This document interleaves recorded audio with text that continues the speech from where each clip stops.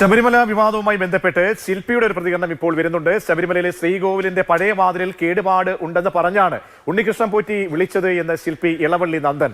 പഴയ സ്വർണ്ണപ്പാളി തന്നെ പുതിയ വാതിലിന് വയ്ക്കാമായിരുന്നു. എന്തുകൊണ്ടാണ് പുതിയ വാതിലിന് വേറെ സ്വർണം പൂശിയത് എന്നറിയില്ല. പുതിയ വാതിൽ വെച്ചപ്പോൾ പഴയ വാതിൽ ഉദ്യോഗസ്ഥർക്കും ദേവസ്വം ഭാരവാഹികൾക്കുമായി കൈമാറി. പിന്നീട് എന്ത് സംഭവിച്ചു എന്ന് അറിയില്ലെന്നും ഇളവള്ളി നന്ദൻ പ്രതികരിച്ചു. പഴയ ഡോറ് പുതിയതാക്കി പണിയണം, അതിന് കേടുപാടുണ്ട്, എലി കിടക്കുന്നുണ്ടെന്ന് പറഞ്ഞിട്ടാണ് എന്നെ ഏൽപ്പിക്കുന്നത്. പഴയ വാതിൽ പൂർണ്ണമാവുക വെച്ച് കഴിഞ്ഞാൽ മരം മാറ്റിയാൽ ഈ സാധനം തന്നെ തിരിച്ചു വയ്ക്കാൻ പറ്റും. അതിന് വേറെ കേടില്ല. അത് ഇതുപോലെ ചെമ്പിൻ്റെ മീതെ സ്വർണം പാളികൾ അടിച്ചു എന്നാണ് ഇപ്പോഴൊക്കെ പറയണത്. അതിന് കേടൊന്നുമില്ല. അത് ഈ മരം ചീർന്നിട്ടുണ്ടായിരുന്നു, എലി കിടന്നായിരുന്നു, അത് ഉറപ്പ്. ഇതിങ്ങനെ ആയപ്പോൾ പഴയ ഡോർ എവിടെയാണെന്ന് ഞാൻ പല ആളുകളും ചോദിച്ചിട്ടുണ്ട്. നമ്മളുടെ കയ്യിൽ തെളിവുകളൊന്നുമില്ല.